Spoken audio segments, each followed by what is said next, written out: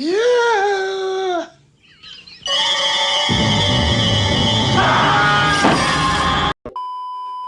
What's up, y'all? Welcome to Chill Exfoliations. I hope everyone is staying safe and doing well. Today, I will be recapping the 1984 holiday horror film, Silent Night, Deadly Night. This movie had a very clear message of how traumatic experiences that take place in your life, whether old or young, can shape how you operate on a day-to-day basis. And I'm excited to watch this with you all, so let's slide into this recap.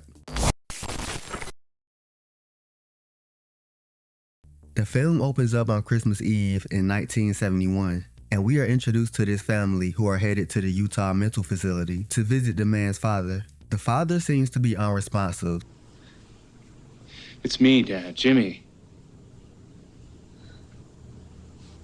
So the mom, Sally, and the dad, Jimmy, take the baby little Ricky and go to get some paperwork. They leave their other child, Billy, with his grandfather. And when they leave, the grandpa starts to give Billy a mean side eye and grabs his arm. He tells him that Christmas Eve is the scariest night of the year. And if he sees Santa tonight, then he better run. You see Santa Claus tonight? You better run, boy.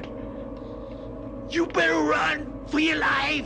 The mom and dad come back in the room and the grandfather goes back into character. Scene.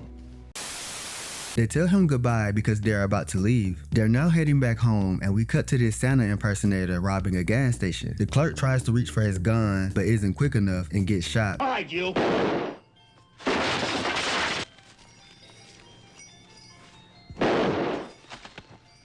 Santa then takes the money and leaves out in his car. Dashing through these holes in a one-horse open sleigh.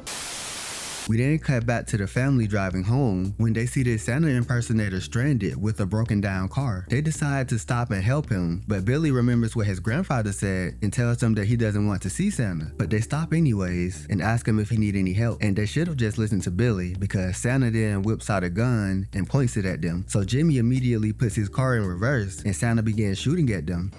Jump! Go! Go! And before they can get away, a bullet goes through the window and hits Jimmy, killing him instantly. Then Billy runs out of the car and hides in the woods, leaving his mom and little Ricky. Santa then goes to the mom and throws her out of the car. He then rips her shirt off and kills her.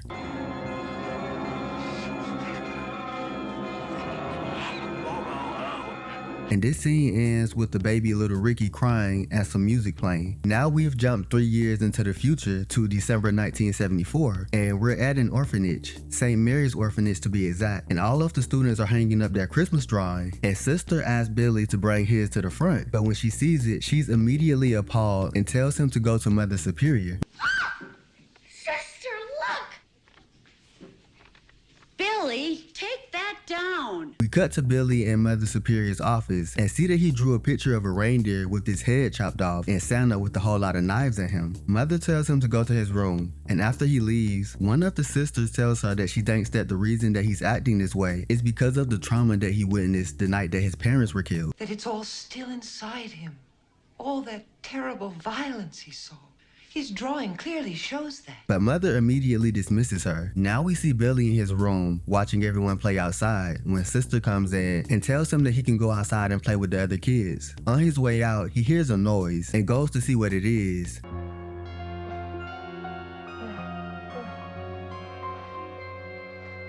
And when he gets to where the noise is coming from, he sees, how do I translate this? He sees one of the sisters getting clapped by some man, if you know what I mean. Hey, Mom. Oh my gosh. I didn't see nothing. When Billy sees this, he starts to get a flashback to when the Santa impersonator ripped off his mom's shirt and killed her. Then Mother rushes in and pushes Billy out of the room and gets her belt and starts whooping him. You filthy devil! You'll pay for this.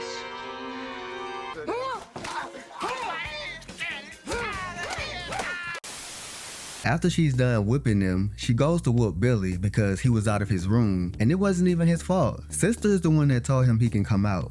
but Mother doesn't care. Later that night, we see Billy having a nightmare about the night that his parents died. He runs out of his room and tries to go downstairs, but is caught by Mother, who ties him to the bed. And poor Billy, this boy is clearly traumatized, and Mother is just purposely ignoring all of the signs. It's now Christmas morning, and Mother just acts like nothing happened and tells him to open his present. Ready to behave properly, William?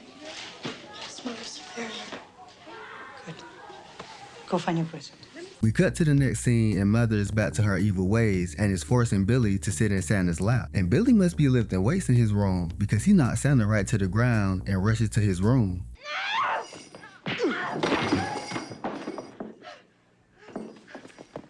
When he gets to his room, he runs to the corner and huddles up, and Mother walks in, and that's the end of that scene. William. We skip to spring 1984, and thanks to Sister, Billy has gotten his first job at a toy shop, and he's doing really good. The boss likes him, and he's good with the customers. Everything seems to be going well until Christmas time hits, and you know every year all the stores start decorating for Christmas, and the toy shop is no different. The problem is, when Billy sees the picture of Santa, he quickly starts to have a mini isolated breakdown with himself.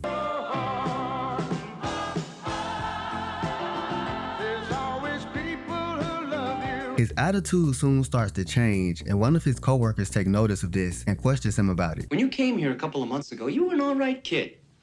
But all of a sudden, you got this fucking attitude problem. And to make matters even worse, his boss assigns him a new job duty as the store Santa. Silly, isn't he? Yeah. Silly. And boy, this gonna be a mess. It's now Christmas Eve, and Billy's dressed up as Santa, and things aren't going the best, but at least he's not trying to kill anyone.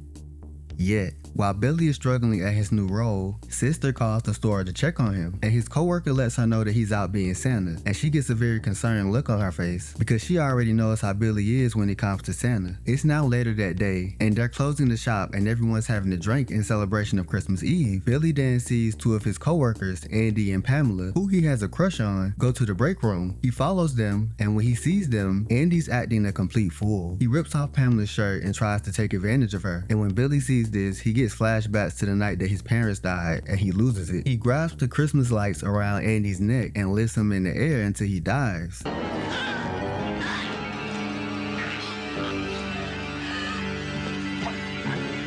Billy is strong. How'd he do all that with one hand? I want to know that. Okay. I really want to know that because.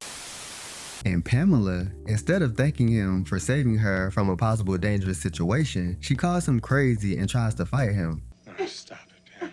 You bastard! You're crazy! Get the hell away from me!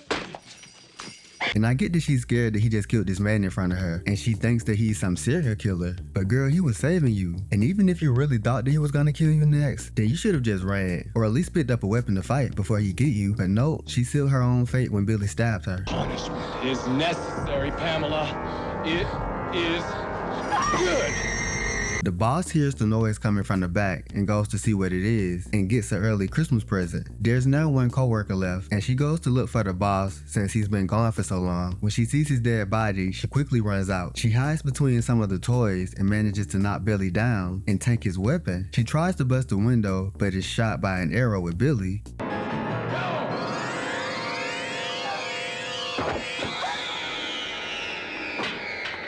So he Hawkeye now? After he kills her, he leaves the store, then Sister comes in and sees the madness that has taken place. We are then introduced to this young couple, Denise and Tommy, engaging in some very adult activities on the pool table. The little sister of Denise wants to come downstairs and stay up to see Santa, but Denise tells her not to, and her and Tommy go back to doing the do, but they are interrupted when Denise hears a noise at the door. She thinks it's her cat and goes to check it out, and she's actually correct. It was the cat, but what she didn't know is that her cat brought a friend with it. There you are, you Punish! Billy chases Denise to the living room and hangs her to the deer head hanging on the wall. Tommy notices that Denise has been gone for a while and goes to see what's taking her so long. When he gets to the front, he noticed the front door busted down and the left mess behind, and immediately knows that something is wrong. He walks in the living room and sees Denise hanging and is tossed by Billy. He grabs a weapon and knocks Billy out with it.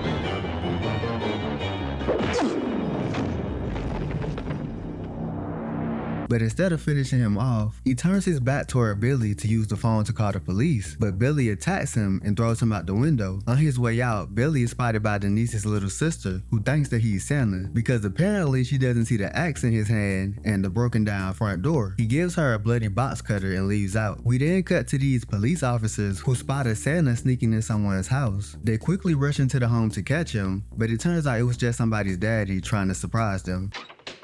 Hold it. Stop right there. Daddy. Now we get introduced to these kids who are trying to snow sled, but they get beat up and their sled stolen by these bullies. Better be careful though, some girl got her ass whipped and a little jacket stolen earlier today. Some people, it's so ghetto. The bullies start riding the sleds and are having the time of their life. Well, until one of them gets their head chopped off.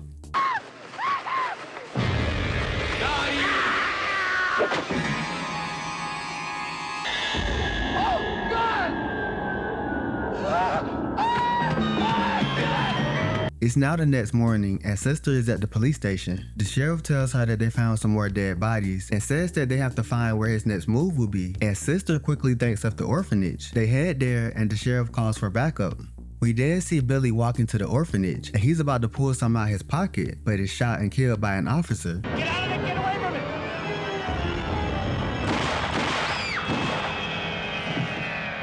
Or so they thought, because it turns out that it wasn't Billy. It was actually Father O'Brien, who was the orphanage Santa for this year. So not only did they kill the wrong person, but they also just traumatized another young kid out of the holiday spirit. They tell all the kids to go inside, and the officer patrols the outside. While patrolling, the officer sees the door open to a shed in the back.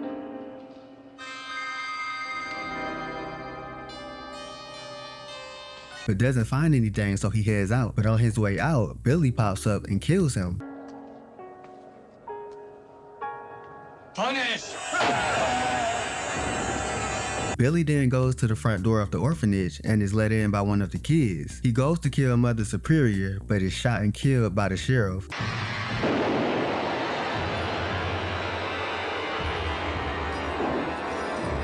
The movie ends with Billy's axe placed in front of a young boy who is giving Mother Superior this nasty look and says this. Naughty. And Silent Night, Deadly Night definitely had a clear message, and that message was trauma. The story of Billy was very sad to watch. You see him in the beginning, and he's so young and innocent, waiting for Santa to come, and within just a few hours, you see the innocence leave his body, and it turns to fear and anger. And let's talk about Mother Superior. They should have just called her Motherfucker, because she was the real villain of the movie, if you ask me. There were multiple times where Billy displayed that he was not in the correct headspace mentally, and as someone in a power position where people come to her for guidance, she should have took more responsibility in making sure that he got the help that he needed. But she instead ignored all of Billy's cries for help. And she may be the one crying for help pretty soon once that little boy get a hold of her. Y'all see how that boy was looking at her? The character that I did enjoy watching was Sister. She noticed that Billy had a lot of trauma to deal with and constantly tried to tell Mother, but she was ignored also. So she did the best that she could, like not isolating him from the other kids and helping him get a job. Even as he was dying, she was right there by his side. She really cared for him, and I think he really appreciated that. That's my review for Silent Night, Deadly Night. And before I leave, I want to give out a special award. This award is for Best Kill Scene. This award is gonna go to the house kill with Tommy and Denise. I like when people fight back in horror movies, and Tommy put up a good fight. He just didn't have the smarts to stay alive.